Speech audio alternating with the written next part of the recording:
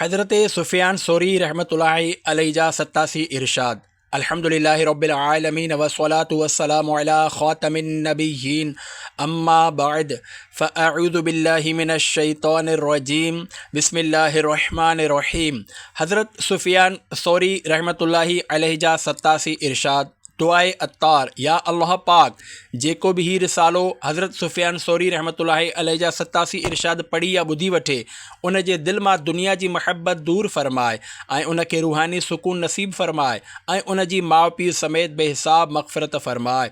आमीन बिजाह ख़ातमिन नबिय्यीन सल्लल्लाहु अलैहि वसल्लम।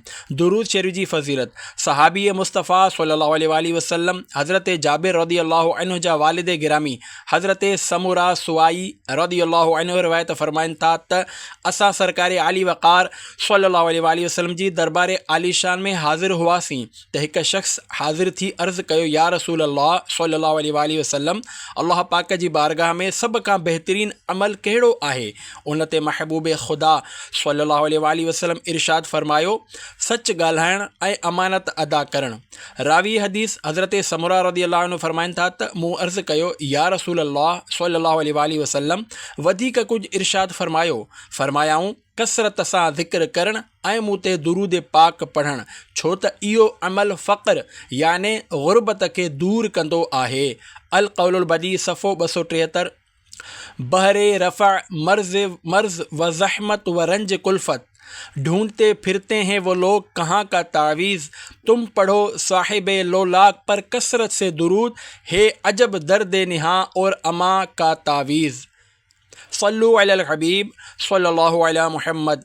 घर आयल दौलत वापस मोटाए छॾियाऊं। वाक़िओ। अज़ीम बुज़ुर्ग हज़रत सुफ़ियान सौरी रहमतुल्लाहि अलैहि जो भाउ हज़रत मुबारक बिन सईद रहमतुल्लाहि अलैहि बयान करे थो त हिकु शख़्स हज़रत सुफ़ियान सौरी रहमतुल्लाहि अलैहि जिन वटि दिरहमनि सां भरियल हिकु या ॿ थेलियूं खणी आयो। उन शख़्स जा वालिद साहिब संदन दोस्त हुआ ऐं पाण रहमतुल्लाहि अलैहि उन वटि अक्सर वेंदा रहंदा हुआ। अचण वारे अर्ज़ु कयो, अबू अब्दुल्ला, ही हज़रत सुफ़ियान सौरी रहमतुल्लाहि अलैहि जी कुनियत आहे। छा तव्हांजे दिलि में मुंहिंजे पीउ जे बारे में का अणवणंदड़ ॻाल्हि आहे? पाण फ़रमायाऊं, अल्लाह पाक तव्हांजे पीउ ते रहम फ़रमाए, हू त अहिड़ा हुआ। याने पाण रहमतुल्लाहि अलैहि हिन जे पीउ जी साराह कई। उन शख़्स अर्ज़ु कयो, अबू अब्दुल्ला, मां चाहियां थो त ही दिरहम तव्हां क़बूल कयो ऐं पंहिंजे घर वारनि ते ख़र्च कयो। पाण रहमतुल्लाहि अलैहि इन खां उहे दिरहम वरिता ऐं जॾहिं हू उथी वञणु लॻो त पाण इहा थेली मूंखे ॾींदे फ़रमायाऊं, मुबारक, हिन खे ॾेई छॾ। ऐं उन शख़्स खे चयाऊं, ए मुंहिंजे दोस्त जा पुट, मां चाहियां थो त ही माल तव्हां खणी वञो। हिन अर्ज़ु कयो, अबू अब्दुल्ला, छा तव्हांखे हिन बाबति को शक आहे? फ़रमायाऊं, न, पर मां चाहियां थो त ही तूं खणी वञ। पाण रहमतुल्लाहि अलैहि जॾहिं खेसि केतिरा ई भेरा चयो त हू उहा थेली खणी हलियो वियो। जॾहिं हू वापसि हलिया विया त मां पाण खे रोके न सघियुसि ऐं पंहिंजे भाउ हज़रत सुफ़ियान रहमतुल्लाहि अलैहि ते नाराज़ थींदे अर्ज़ु कयुमि, तव्हां ते अफ़सोस आहे, तव्हांजी दिलि आहे या पत्थर? छा अव्हां खे मूं ते रहम नथो अचे? छा मुंहिंजनि ऐं पंहिंजनि ॿारनि ते रहम नथो अचे? इन खां अलावा बि मां हुननि खे घणो कुझु चयो। पाण रहमतुल्लाहि अलैहि फ़रमायो, अल्लाह अल्लाह, ए मुबारक, मतिलबु त तव्हां ही माल वेही मज़े सां खाओ ऐं इन जो हिसाब मूंखां वरितो वञे। अल्लाह वालों की बातें /6/7। अल्लाह पाक जी उन्हनि ते रहमत हुजे ऐं उन्हनि जे सदक़े असांजी बेहिसाब मग़फ़िरत थिए। आमीन बिजाह ख़ातमिन नबिय्यीन सल्लल्लाहु अलैहि वसल्लम। सल्लु अलल हबीब सल्लल्लाहु अलैहि मुहम्मद। प्यारा प्यारा इस्लामी भाइरो, अव्हां ॾिठो त हज़रत अबू अब्दुल्ला सुफ़ियान बिन सईद सौरी रहमतुल्लाहि अलैहि केतिरे क़दुरु अल्लाह जो ख़ौफ़ रखण वारा, दुनिया खां बेरग़बती रखण वारा ऐं दुनियावी माल जे हिसाब किताब खां डिॼण वारा बुज़ुर्ग हुआ। संदन शुमार तबअ ताबईन में थींदो आहे। पाण बहितरीन आलिम, मुहद्दिस, तमामु वॾा इबादत गुज़ार ऐं अल्लाह पाक जा वली हुआ। संदन मक़ाम, मर्तबे ऐं अज़मत ते केतिरनि ई आलिमनि रोशनी विधी आहे ऐं इन खे पंहिंजे किताबनि में बयानु कयो आहे। न सिर्फ़ु एतिरो, पर पाण रहमतुल्लाहि अलैहि अहिड़ा त बाबरकत बुज़ुर्ग आहिनि जो जेको संदन सुहबत इख़्तियार कंदो हो या उन्हनि जे वसीले सां का ॻाल्हि कंदो हो त आलिमनि जी नज़र में उन जो बि क़दुरु वधी वेंदो हो। अज़ीम ताबई बुज़ुर्ग हज़रत अब्दुल्ला बिन मुबारक रहमतुल्लाहि अलैहि फ़रमाइनि था, मूंखे हज़रत सुफ़ियान सौरी रहमतुल्लाहि अलैहि जूं महफ़िलूं तमामु घणियूं पसंदि आहिनि, छो त मां जॾहिं बि उन्हनि खे ॾिठो त कॾहिं वरा ऐं तक़वा जी हालत में, कॾहिं नमाज़ पढ़ंदे ऐं कॾहिं फ़िक़्ह जे मसइलनि में ग़ौर कंदे ॾिठो। हज़रत सुफ़ियान सौरी रहमतुल्लाहि अलैहि मुख़्तलिफ़ मौक़नि ते अहिड़ा हिकमत सां भरियल ऐं ईमान अफ़रोज़ क़ौल इरशाद फ़रमाया आहिनि जो जेकॾहिं मुस्लमान इन्हनि ते अमल कनि त इंशा अल्लाहुल करीम संदन दुनिया ऐं आख़िरत ॿई संवरजी सघनि थियूं। इन्हनि मां ई कुझु क़ौल हिते आसान करे पेश कया वञनि था। अल्लाह पाक जी रिज़ा ऐं दीनी इल्म हासिल करण जी नीयत सां इन्हनि क़ौलनि खे ॿुधो ऐं नियत करियो त इन्हनि ते अमल बि कंदासीं इंशा अल्लाहुल करीम। इल्म दीन जी अहमियत ऐं तरग़ीब जे बारे में 14 मदनी गुल। हिकु, हज़रत सुफ़ियान सौरी रहमतुल्लाहि अलैहि फ़रमायो, इल्म उन लाइ हासिल कयो वेंदो आहे त जीअं उन जे ज़रिए अल्लाह पाक जो ख़ौफ़ ऐं तक़वा हासिल कई वञे। इन करे ई इल्म खे फ़ज़ीलत अता कई वई आहे। 2, इल्म सिखो ऐं इन ते सब्र ऐं बर्दाश्त खां कमु वठो ऐं गॾोगॾु मज़ाक मस्ख़री करण वग़ैरह खां बचंदा रहो, न त दिलियूं पथर थी वेंदियूं। 3, इल्म खे पंहिंजे ज़रिए रौनक बख़्शियो ऐं पाण खे इल्म जे ज़रिए न सिंगारियो, याने इल्म दीन जी दौलत हासिल करे पाण खां जहालत दूर कयो ऐं पोइ उन इल्म खे फैलायो। ईअं न थिए जो इल्म इन करे हासिल करियो त जीअं माण्हू तव्हांजी तारीफ़ कनि या तव्हांखे वॾो आलिम सम्झनि। 4, इल्म दीन जो तबीब आहे ऐं दिरहम दीन जी बीमारी आहिनि। जॾहिं तबीब ई बीमारीअ खां पाण ॾांहुं छिकींदो त पोइ ॿियनि जो इलाज कीअं कंदो। 5, इल्म जो सभ खां पहिरियों दर्जो ख़ामोशी, ॿियो दर्जो ग़ौर सां ॿुधणु ऐं यादि करणु, टियों दर्जो इन ते अमल करणु ऐं चोथों दर्जो इन खे फैलाइणु आहे। 6, फ़र्ज़नि खां पोइ इल्म हासिल करण खां वधीक अफ़ज़ल अमल ॿियो को बि न आहे। 7, माण्हूअ खे घुरिजे त पंहिंजी औलाद खे इल्म हासिल करण ते मजबूर करे, छो त इन खां इन जे बारे में पुछा कई वेंदी। 8, हदीस शरीफ़ सोन ऐं चांदीअ खां वधीक आहे, पर इन खे हासिल न कयो वेंदो आहे, याने इन खे हासिल करण वारा तमामु थोरा आहिनि। 9, इल्म हदीस इज़्ज़त ई इज़्ज़त आहे। जेको इन जे ज़रिए दुनिया घुरंदो त उन खे दुनिया मिलंदी ऐं जेको आख़िरत घुरंदो उन खे आख़िरत मिलंदी। 10, माण्हुनि जे लाइ हदीस खां वधीक फ़ाइदेमंद ॿी का बि शइ न आहे। 11, जेकॾहिं मूंखे ख़बर पए त को इख़लास सां इल्म हदीस तलब करणु चाहे थो त मां ज़रूरु उन जे घर वञी खेसि हदीस ॿुधायां। 12, हदीस शरीफ़ सिखण खां वधीक अफ़ज़ल अमल ॿियो को बि न आहे, पर शर्त इहो आहे त नीयत दुरुस्त हुजे। 13, इल्म अमल करण जे लाइ हासिल कयो वेंदो आहे, तंहिं करे न अमल जे करे इल्म हासिल करणु छॾे ॾियो ऐं न ई इल्म जे करे अमल करणु छॾे ॾियो। 14, हज़रत सुफ़ियान सौरी रहमतुल्लाहि अलैहि तमामु वॾा मुहदिस हुआ, पर तंहिं हूंदे बि आजिज़ी कंदे फ़रमाइनि था, मां चाहियां थो त हदीस शरीफ़ जे मुआमिले में बिल्कुलु बची वञा, याने न ई सवाब मिले ऐं न ई पकड़ थिए। इबादत जे बारे में 3 मदनी गुल। 1, जॾहिं मां क़ुरान पाक पढ़ंदो आहियां त दिलि चवंदी आहे त इते ई रुकिजी वञा ऐं इन खां सवाइ ॿी कंहिं बि शइ ॾांहुं न वधां। 2, तिलावत क़ुरान में ख़ूबसूरती तॾहिं अञा वधीक ईंदी आहे जॾहिं इन में ज़ुहद, याने तिलावत करण वारे जे दिलि में दुनिया खां बेरग़बती बि शामिल थी वञे। 3, हज़रत सैयदना यहया बिन यमान रहमतुल्लाहि अलैहि फ़रमाइनि था, मूं हज़रत सुफ़ियान सौरी रहमतुल्लाहि अलैहि खां सुवालु कयो त अबू अब्दुल्ला, इबादत किथे बहितर थींदी आहे? पाण रहमतुल्लाहि अलैहि फ़रमायो, जिते मानीअ सां भरियल हिकु वॾो थेलो हिकु दिरहम में मिलंदो हुजे त जीअं को बि ॿिए कंहिं ॾांहुं सुवालिया नज़रुनि सां न ॾिसे।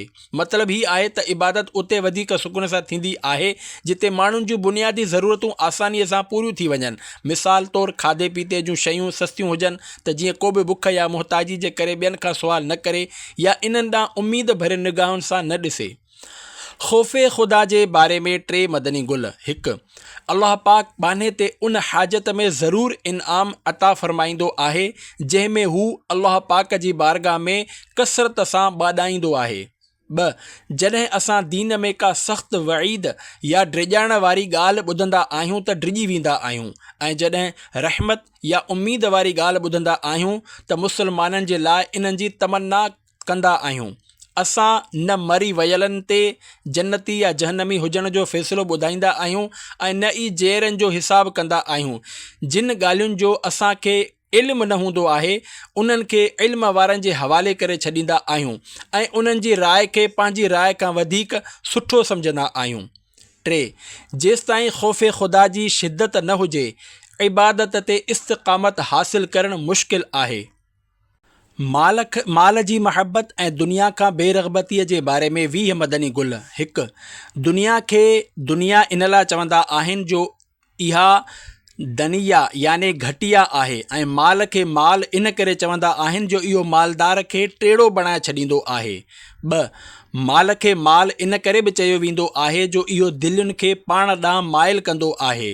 टे, माण्हुनि जी रज़ामंदी जी अहिड़ी इंतिहा आहे जंहिं ताईं पहुचणु मुमकिन न आहे ऐं दुनिया जी तलब जी बि हिकु इंतिहा आहे पर इन ताईं पहुचणु बि मुमकिन न आहे। चार, बेसवादो खाधो खाइणु ऐं खहरो लिबास पाइणु दुनिया खां बेरग़बती न आहे पर दुनिया खां बेरग़बती त उम्मीदुनि जो नंढो हुअणु याने मौत खे यादि करणु आहे। पंज, जेकॾहिं खाधो खाइण मां तव्हांजो मक़सदु सिर्फ़ु पेट भरणु आहे त इन जे लाइ सुवाल न करियो।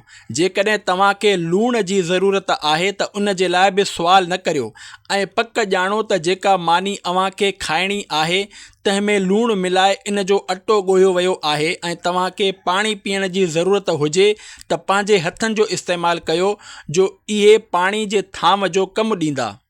छह, मालदार बि ज़ाहिद याने दुनिया खां बेरग़बती रखण वारो थी सघे थो जॾहिं त मुसीबत ते सब्र करे ऐं नेमत ते शुक्र करे।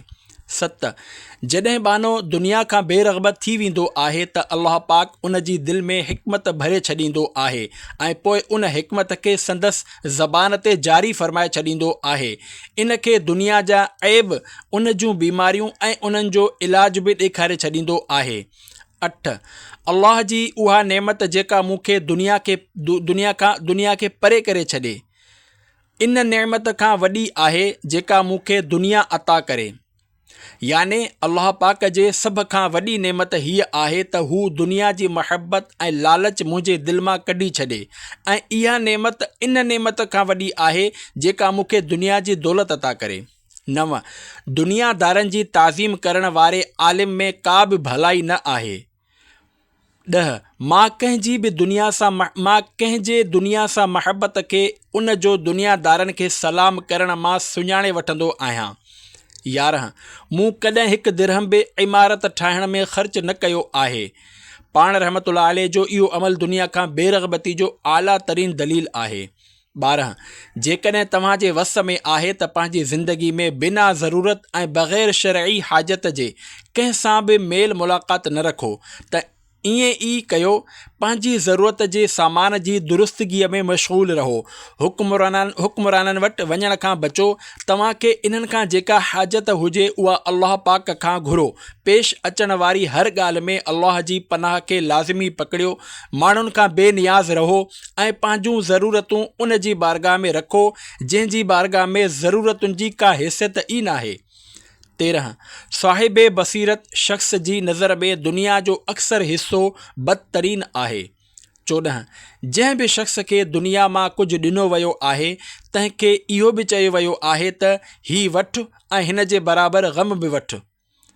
15, ज़ुहद इख़्तियार कयो। अल्लाह पाक दुनिया जा राज़ अव्हां ते ज़ाहिर फ़रमाए छॾींदो। परहेज़गारी इख़्तियार कयो। अल्लाह पाक अव्हां जे हिसाब में नरमी फ़रमाईंदो। शुबहे शक वारा कम छॾे अहिड़ा कम कयो जेके अव्हांखे शक में न विझनि ऐं शक खे यक़ीन सां ख़तमु कयो। ईअं करण सां अव्हांजो दीन सलामत रहंदो। 16, जेकॾहिं तव्हां आख़िरत जी रग़बत सबबि दुनिया नथा छॾे सघो त पोइ हिन अंदेशे सबबि छॾे ॾियो त इहा बेकार ज़मीन ऐं बीमार उठनि जो वाड़ो आहे जंहिंमें तव्हां जहिड़नि माण्हुनि जी घणाई आहे। 17 जंहिं नेक अमल जे करे अव्हां फ़ौत थियल माण्हुनि ते रश्क कंदा आहियो, उहा ई ख़ूबी जेकॾहिं कंहिं जहिड़े इंसान में ॾिसो त उन ते बि रश्क कयो। याने सिर्फ़ु मरण खां पोइ ई नेकियुनि जो क़दुरु न कयो, पर जेरनि में बि नेकी ॾिसी उन्हनि जो क़दुरु कयो। 18 जॾहिं बि दुनिया मां असां वटि कुझु आयो त असां इन ॻाल्हि जी ख़्वाहिश कई त दुनिया ते राज़ी को माण्हू मिली वञे त उहा खेसि ॾेई छॾियूं। 19 दुनिया जा मिसाल माखी लॻल मानीअ जहिड़ो आहे। जेकॾहिं इन ते का मख वेहंदी आहे त उहा मानीअ खेसि परनि खां महरूम करे छॾींदी आहे, ऐं जेकॾहिं उहा सुकल मानीअ ते वेहे त महफ़ूज़ रहंदी आहे। 20 तव्हां जे लाइ दुनिया में सभ खां सुठी शइ इहा आहे जेका तव्हांखे दुनिया में आज़माइश में मुब्तला न करे, ऐं जेकॾहिं तव्हां कंहिं शइ जे बारे में आज़माइश में मुब्तला थी वञो त तव्हां जे लाइ बहितर इहो आहे त उहा शइ अव्हां वटां निकिरी वञे त जीअं तव्हां आज़माइश खां बची सघो। याने असली भलाई इन में आहे त दुनिया जी शइ तव्हां जे लाइ फितने या गुनाह जो सबबु न बणिजे, ऐं जेकॾहिं बणिजी रही आहे त उन जो न हुजणु ई अव्हां जे हक़ में बहितर आहे। मौत, क़ब्र ऐं आख़िरत जे बारे में 12 मदनी गुल।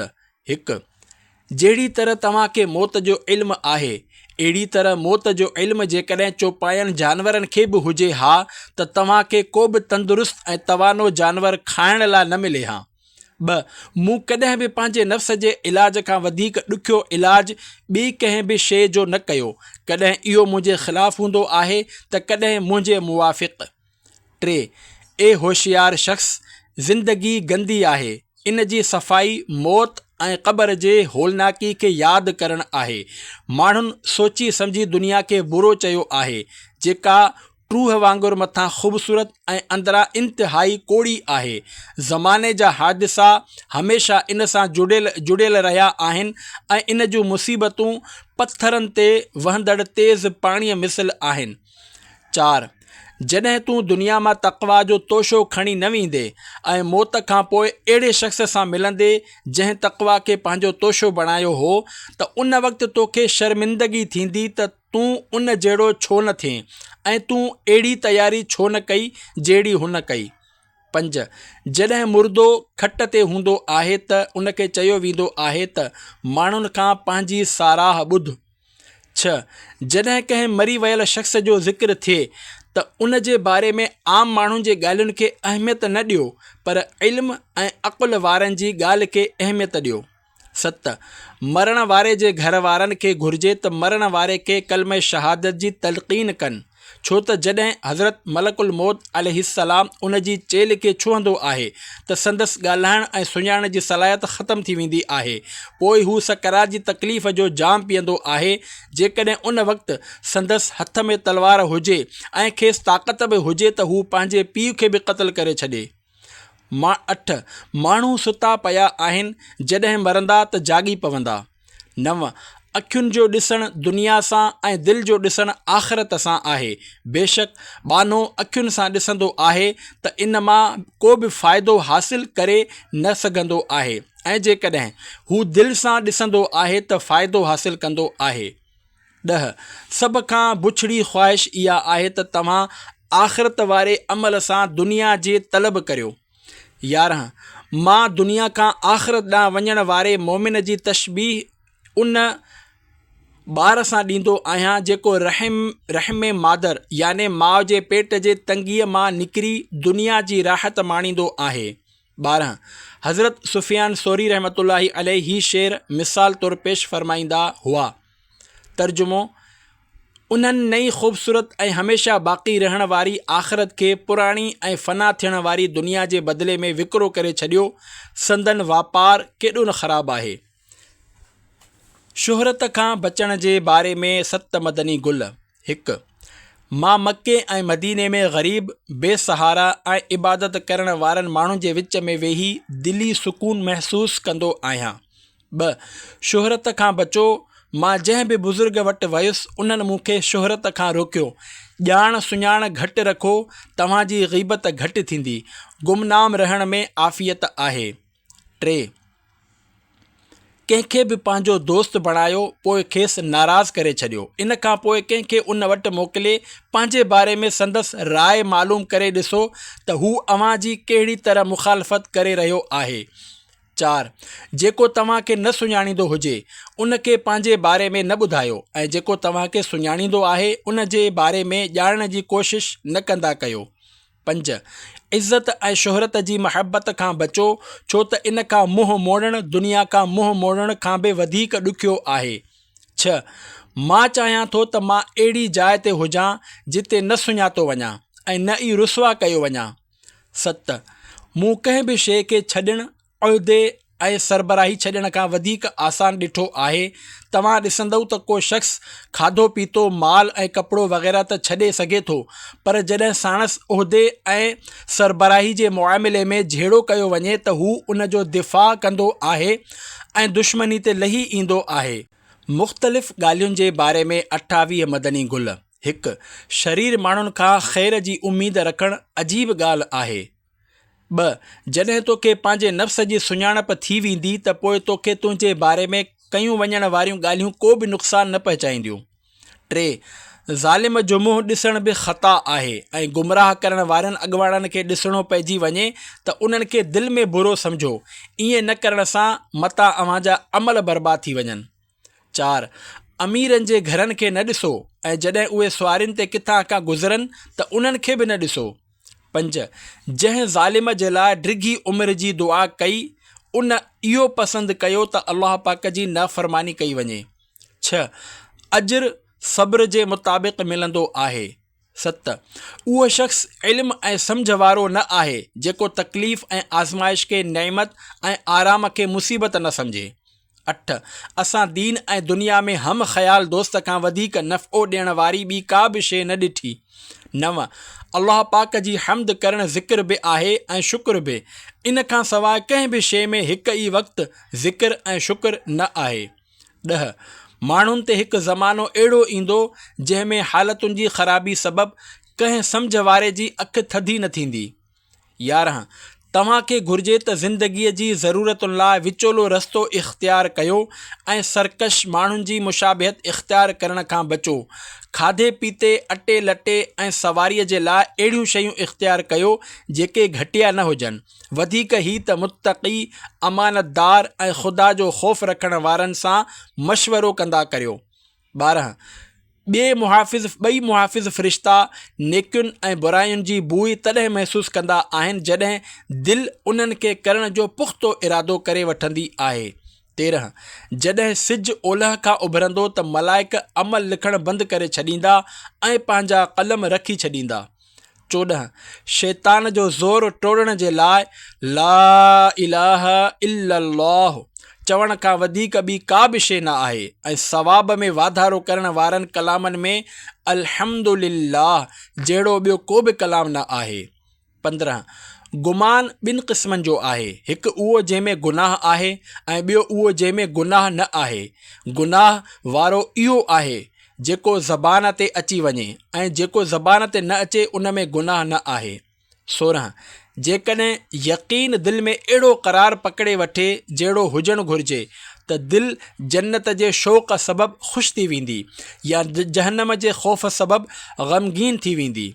17.